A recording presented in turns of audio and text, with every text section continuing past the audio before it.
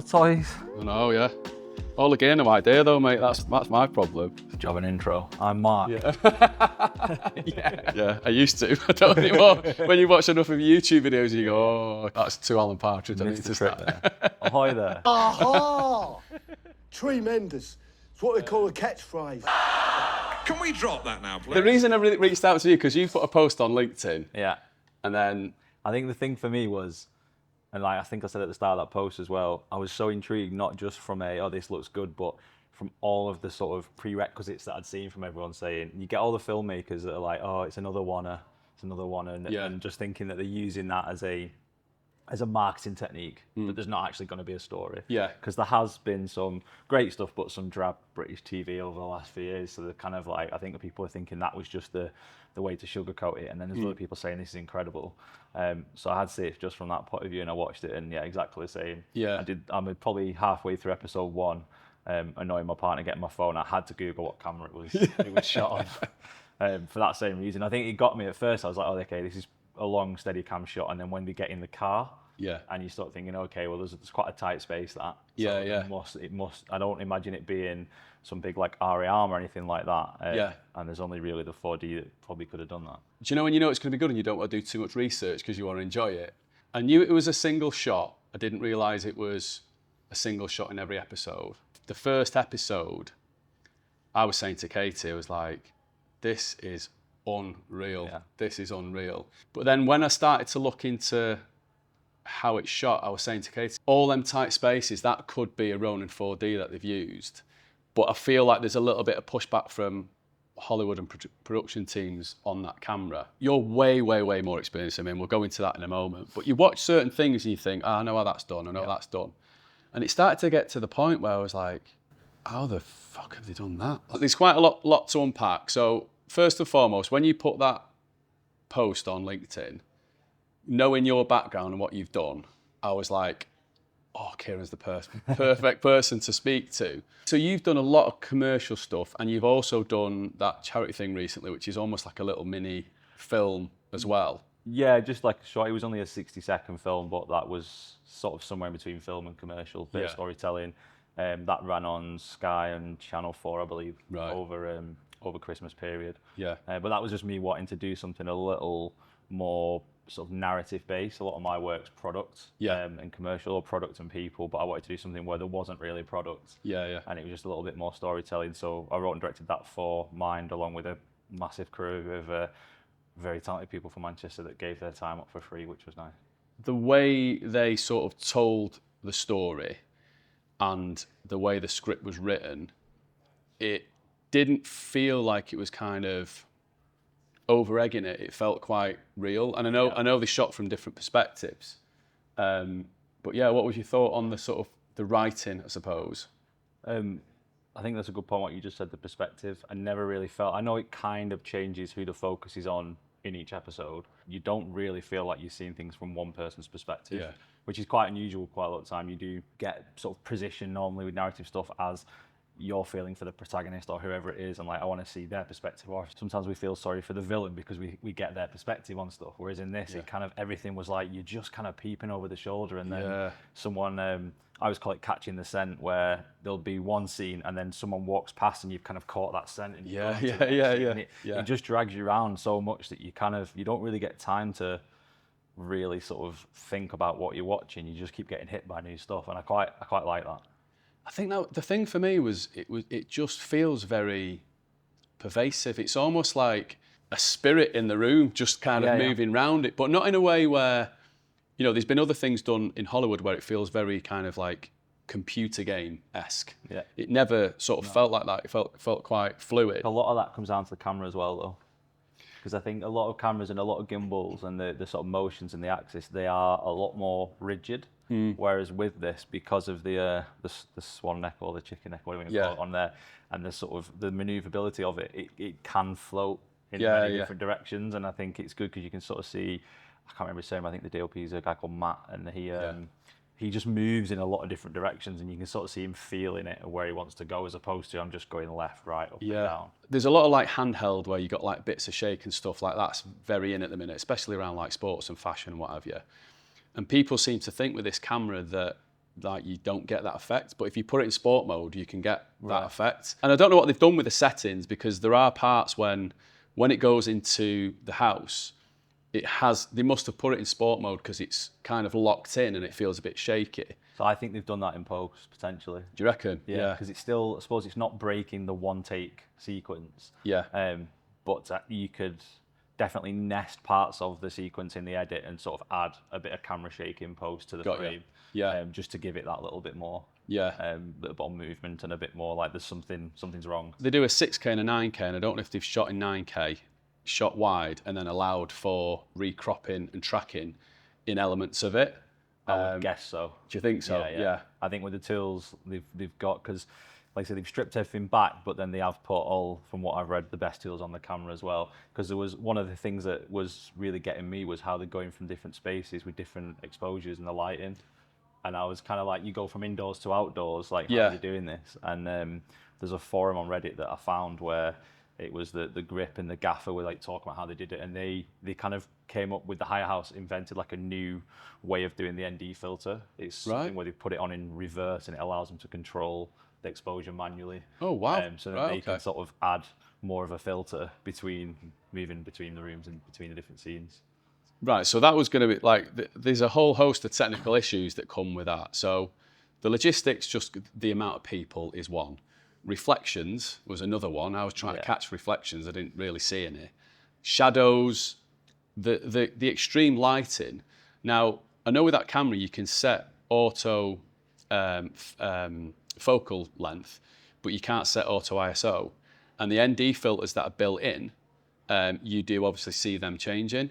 So if they've done that through some kind of automation, that would give them that level of control. Because that's what the, I'm not as technical on the camera side, so I can't remember the exact name of it, but there's like a polarizer, and that's what will get rid of reflections. Right, yeah. So you put it on the front of the lens and you sort of twist it in a certain direction, and it kind of looks like sunglasses, it goes a bit darker. But that the polarization stops reflection. It's how you get it when sometimes you get a shot where you are looking through the windscreen of a car, and you might want to see the driver, and then you might want to lose the driver and actually see the reflection on the window of like lights. Yeah. So to go between the two, you'd use the polarizer. Got you. So I think that's kind of what they've done, because when they've gone into the vehicles in episode 1, there's that bit where it goes right up to Stephen Graham on the outside of the window. Yeah. So everything in the car's quite dark. That's and you're right. seeing him, and then it switches back to inside of the car. So that, I mean, people watching that, you shouldn't notice it, but like, they don't know how technical that is. Because it lingers, it creates this, as I say, this kind of like fly on the wall, is kind of almost like pervasive. Like you're there and you feel like you shouldn't be watching it. And especially when he goes off to the police station, I'm thinking, you can't be 2 seconds around the corner. They've got to sit in the car for a bit and follow it. And that where it kind of lingers to him and goes back to him. You're like, oh, this kid's going to the police station first time in his life. Like, he must be dead scared. Has he done it? Has he not done it? It just starts to create all this anxiety while you're watching them do that. And it was dead nice the way they used the pan of the camera. There was no like quick pulls round and everything. It was all quite fluid, almost like you're sat in the car with him going, what is going on? As you would. I think another example of this kind of dwelling is when the mum comes in after they've had that scene in the van, and then she hangs a coat up. Yeah. There's this moment where because it's a single take, it lingers on her. And you can almost see the actress kind of showing this internal breakdown, but she holds it together. And it's almost like when she puts the coat, she doesn't, but it's almost like she bites the coat in like, sheer like anguish to try and hold everything together. And then she goes up the stairs. And there was just loads of moments like that, innit? To me, though, that's one of the most impressive things that I've been trying to wrap my brain around, because obviously my background skill set is directing, so I'm thinking, okay, normally with something like that, you'd want to be having little cues and little conversations with the talent and saying, right, okay, actually, let's try this, be a bit more confrontational and so on. But Philip Barantini, if I'm pronouncing that right, the director, he won't have had that opportunity. No. So he can't go, if they're 27 minutes into a take, you can't go in and say, just do that a little bit more aggressively, or can you linger on this a little bit more? So that to me is astonishing, how he's managed to get that much direction across to the talent so much prior to filming. Yeah. That they've done that, and not only done it but remembered it, because especially is he called Owen, the young lad? Yeah, He's Owen, yeah. Great actor, but for him to sort of deliver what he did in the car, and then half an hour later be remembering the emotion he needs to bring to another scene. Yeah. There's a lot of memory there, and there's a lot of planning. So I think that's, to me, it shows how much work and how much talent's gone into the pre-production of the show. Never mind the show itself. Again, it's like theatre in that it sort of empowers the actor. They're not getting micromanaged scene by scene. Yeah. They're like, we're off and we're doing it. So any feedback can only come before or after that take, which is just like brilliant. Like the young actor, that was his first role. He sort of intentionally didn't go for any type of traditional acting, like school type thing. They went for, you know, raw talent. And then his first scene was that with the psychologist scene. I was like, whoa, so good. And that scene as well, again, the way they changed the angle, you know, they either come low to make one of them look more domineering and in control, and then change those angles, and even coming round to the front of the table and having that symmetry.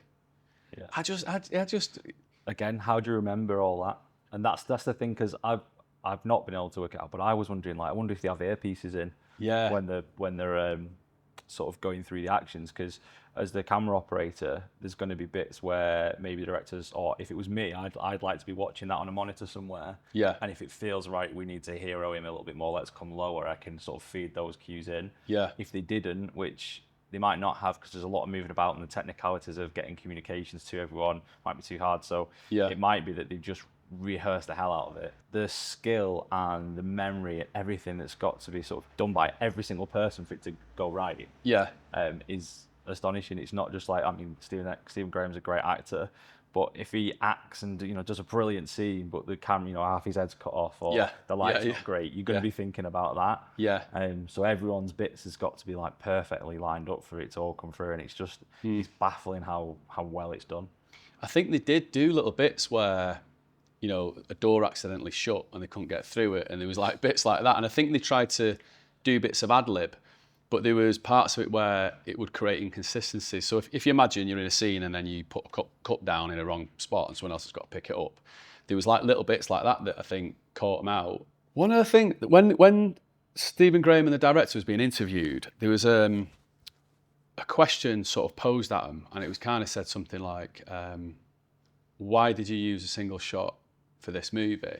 And I could see them both squirming a little bit, because obviously Boiling Point was single take.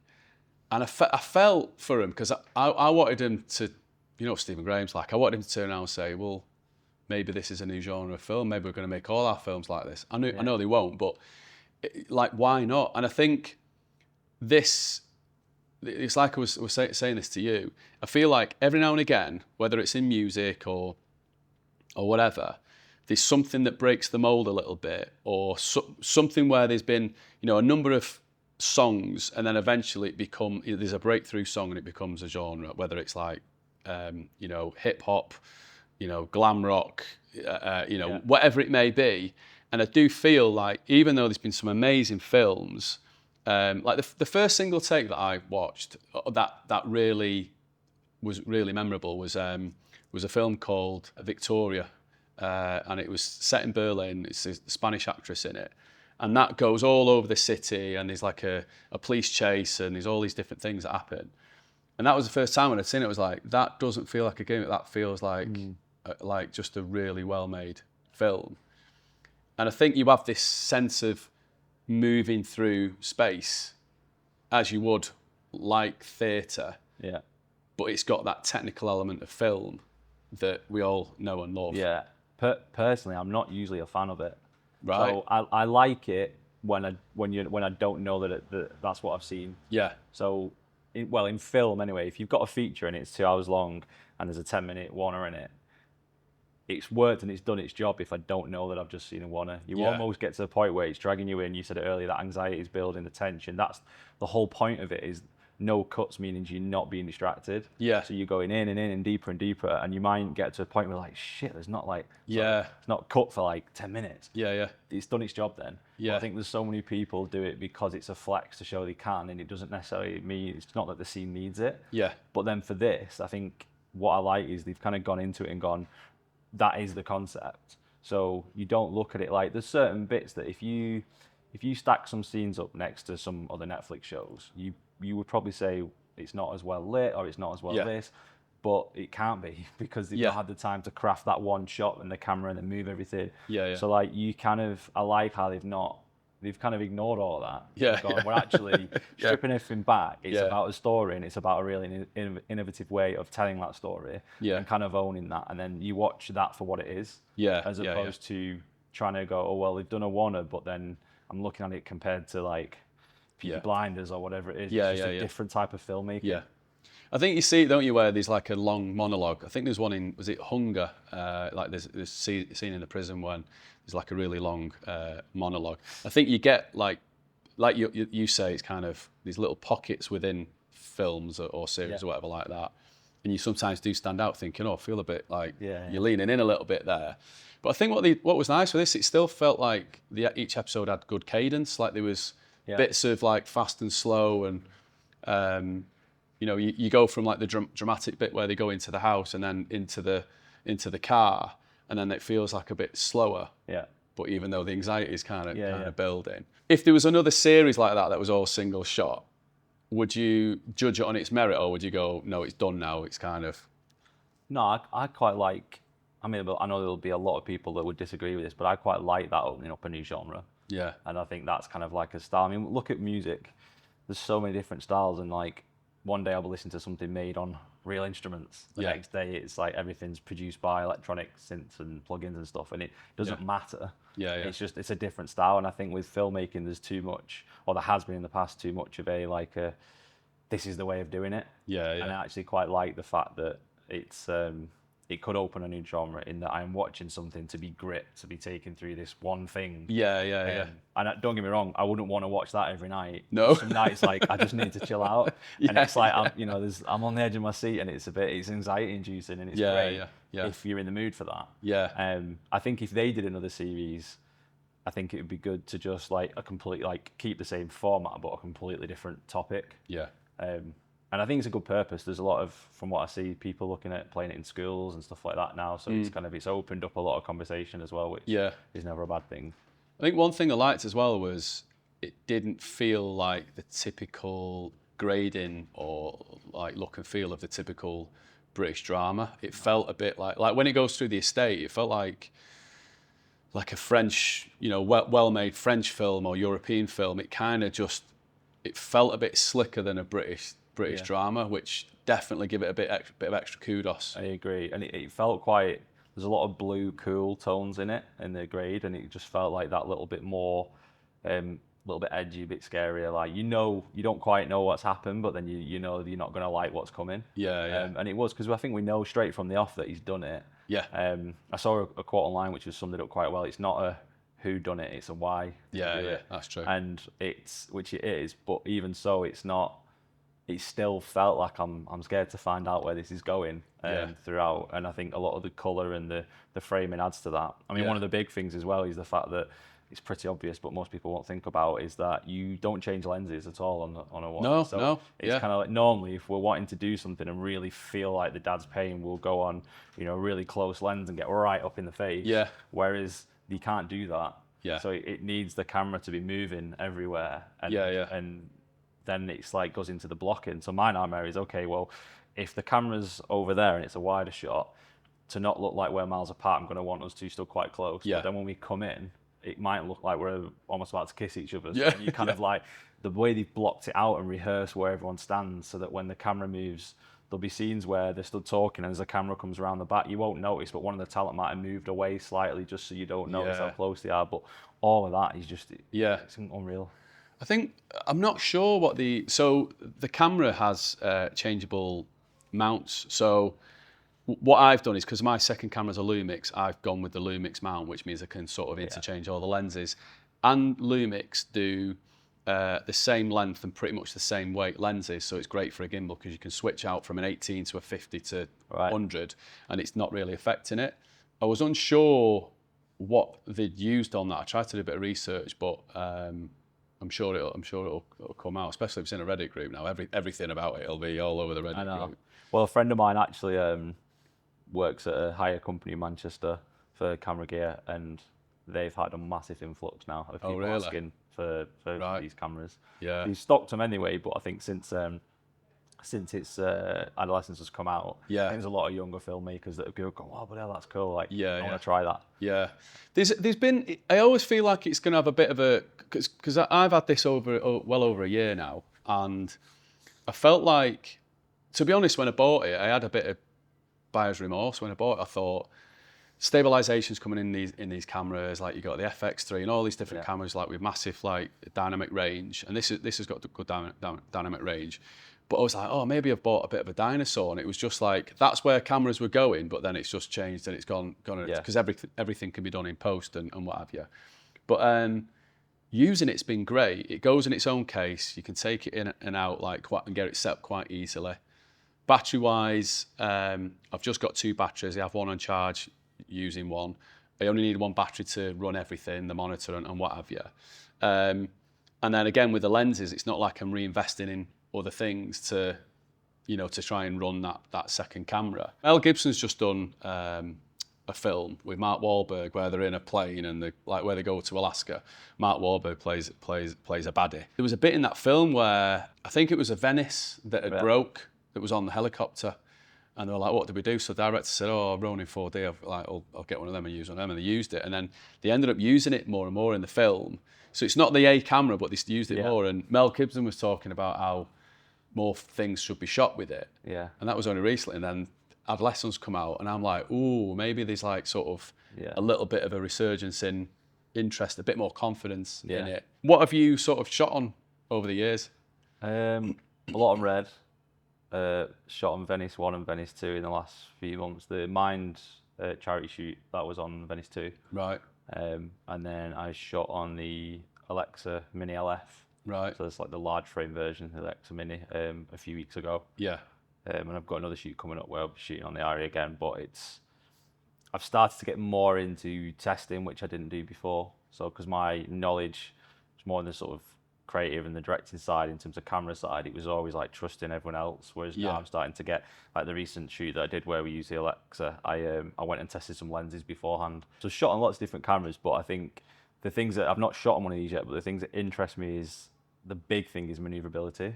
So like the Venice, for example, lovely camera. You can do so much with it.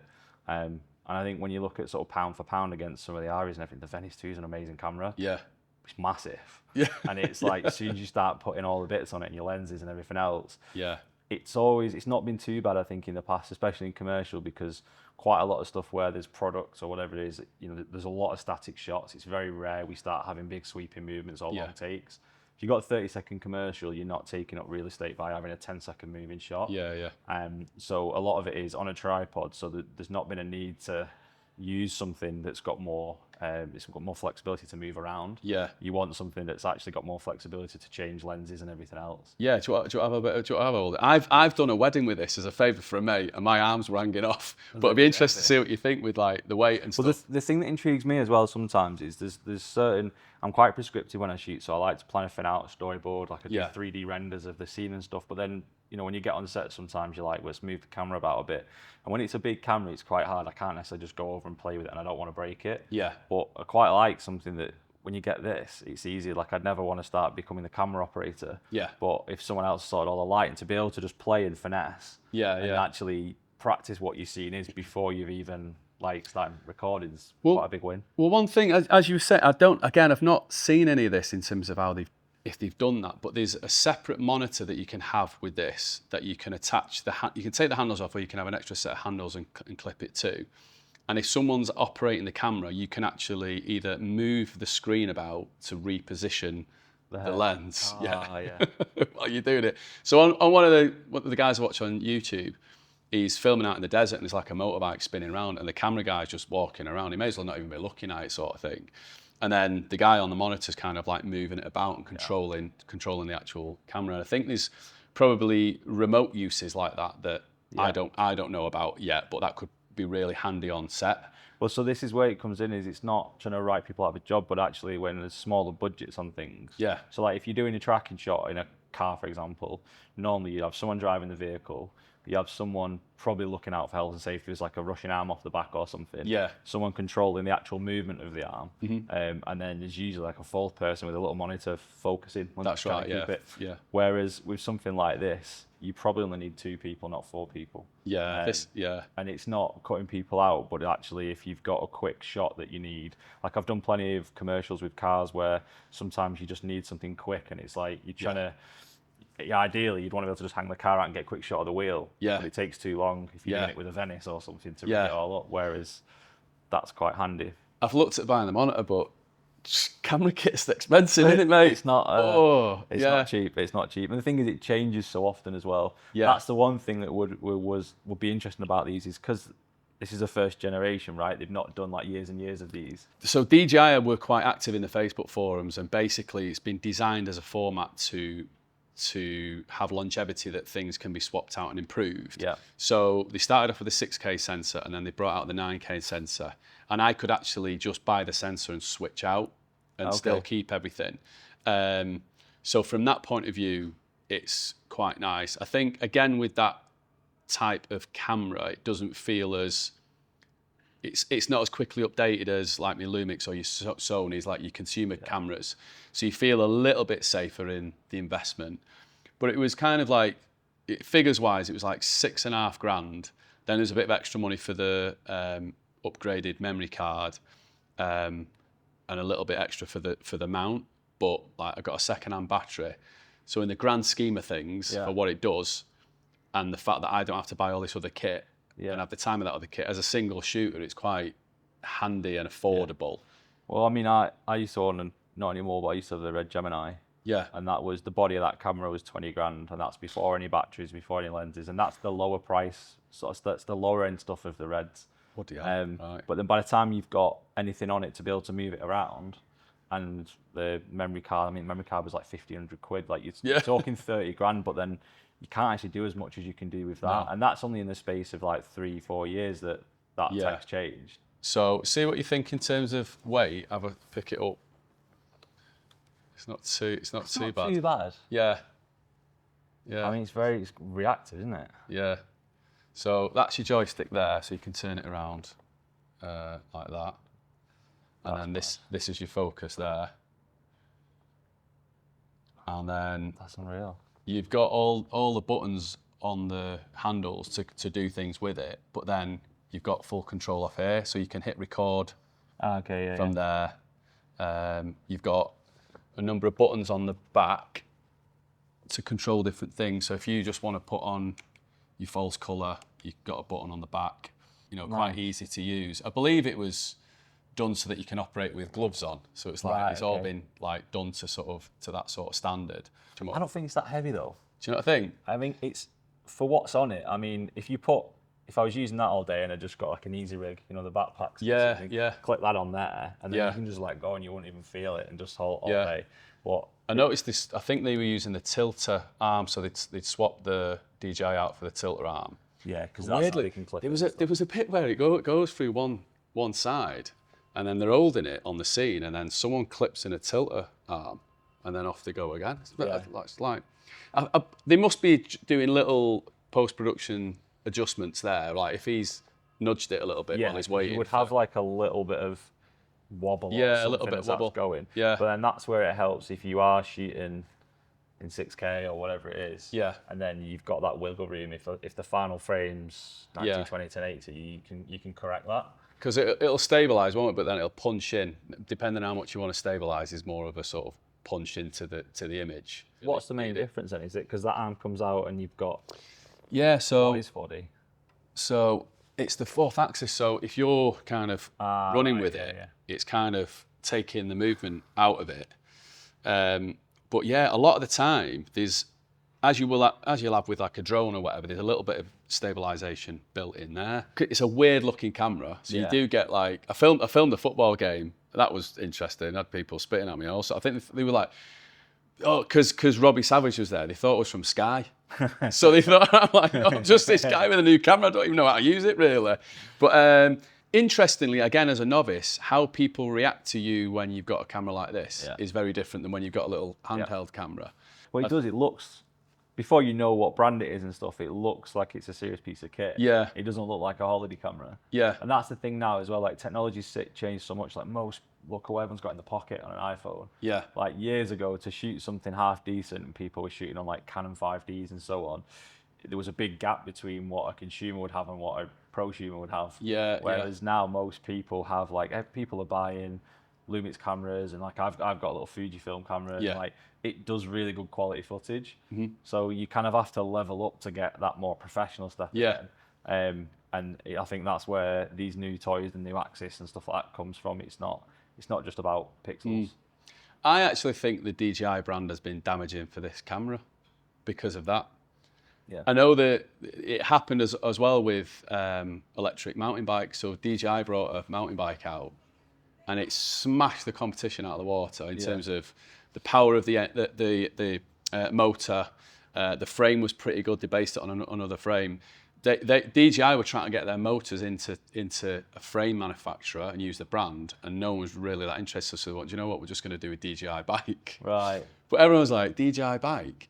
And I think there's a little bit of this in this product as well. I think because it is a DJI branded item, and because you have so many consumer level things, your brain just goes, oh, it mustn't be that good. And I can't really speak because, again, I've got a lot of experience in terms of being on sets and directing people and being involved with it, but I've never ran a camera. So I am a total novice in terms of actually operating, but I have been a big fan of it. So well, I suppose it works when you're operating for yourself.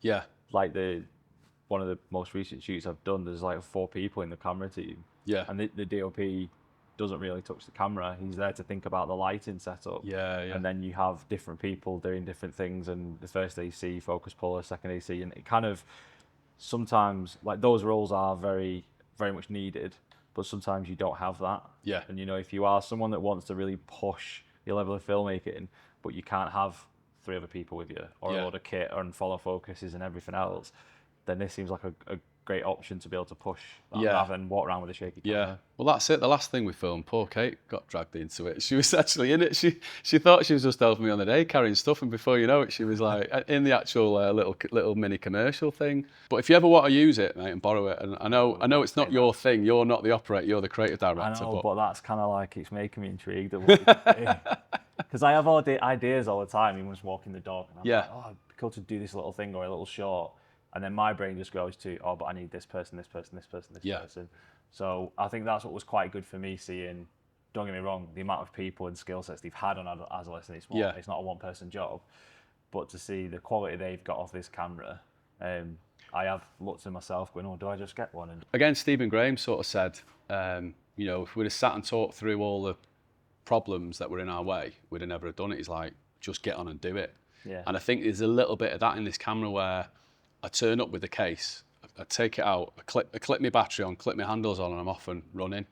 You know, the 18mm from Lumix I've used loads, and I think it's like what you're saying there. It shortens the immediacy between the idea and the execution. Yeah. And I think that's what's quite sort of interesting with it. Yeah. It's not how do we do it, it's just what's the best way of doing it. Yeah. And you just change his perspective a little. Yeah. I mean, like I'm talking about it just because I've got the camera and I'm a bit of a fanboy of that camera, and I've got drones as well, so I'm a bit of a DJI fanboy. And I think Sponsored by DJI. Yeah, I know. Yeah, it's not. But I wish. Yeah, DJI, if you're interested. Kieran wants a bit of kit, and I want more. I'll take one of these. But I think, you know, what they did. Yes, they could have shot it on other cameras, but they shot it on this because they thought it was probably right for the job, and that piece of work would still sit as an amazing piece of work, whatever they used. At the end of the day, it's just a tool, but it's fascinating how this camera is slowly, it's a bit of a cult thing, and it's slowly becoming more. Well, yeah, I don't think it's hindered. There's nothing I watch in that show that makes me go, if they'd have shot that on this, because if they'd have shot it on any other camera, by nature, the fact that they were doing a Ronin, they wouldn't have had the ability to do more with lighting, to do more with different things. Yeah. So everything would have been the same other than the sensor they're shooting it on. And I don't think it's hindered it at all. If anything, it's just made certain things more accessible. They really went to town on it, even with all the technical issues that were in the way. That side of it's just absolutely fascinating to me. For me, it was one of the best things I'd seen. Stephen Graham's an amazing actor. The young kid that came in was just unreal. Yeah. I believe he's playing Heathcliff in something, coming up with a very famous Hollywood person. The casting, the writing, very topical in terms of the subject matter. Everyone just acted the socks off. Like, it was just unreal. You can't like fault it in any way. No. And I hope it does open up a new genre where people don't see it as, okay, that's been done, or I'm copying, because it's not copying. Like, how many people have brought out reggae music? Like, it's not, not copying. It's a style of filmmaking that people can go, okay, it's a challenge. Yeah. And the challenge is, how can I tell this story in one single take? And it's just like a new way of doing it. And I hope we see more stuff like that, because it is interesting. It needs a name, doesn't it? Like one single take, OST, or single shot movie, or something like that. It needs a catchy name. Need a branding guy on But that. genuinely, I think I said before, I don't think it always works. And like, I'm not a huge fan of 1917. Have you seen that?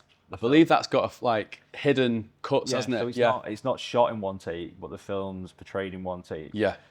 But I'm a bit cynical, and it does my head in that, like, there's a bit where he goes into this room and it goes dark, and then there's a hidden cut, and then he comes out and it's the next morning, and I'm like, well, 10 hours has passed. Yeah. So like, I like how Adolescence was true to time. It wasn't like, time was passing. And I think if you're going to do a one take, I want to feel like I'm actually there. Do you think that's where like the different episodes helps? Because it's not like it's not a movie. You've got these, Yeah, I don't think it worked as well if it was 4 1-hour episodes and it was 1 4-hour point in time. Because actually, I don't think as much would have happened in that 4 hours. True, yeah. But I know between, I think it's between the first and second, or second and third episodes, it comes up and it's 7 months.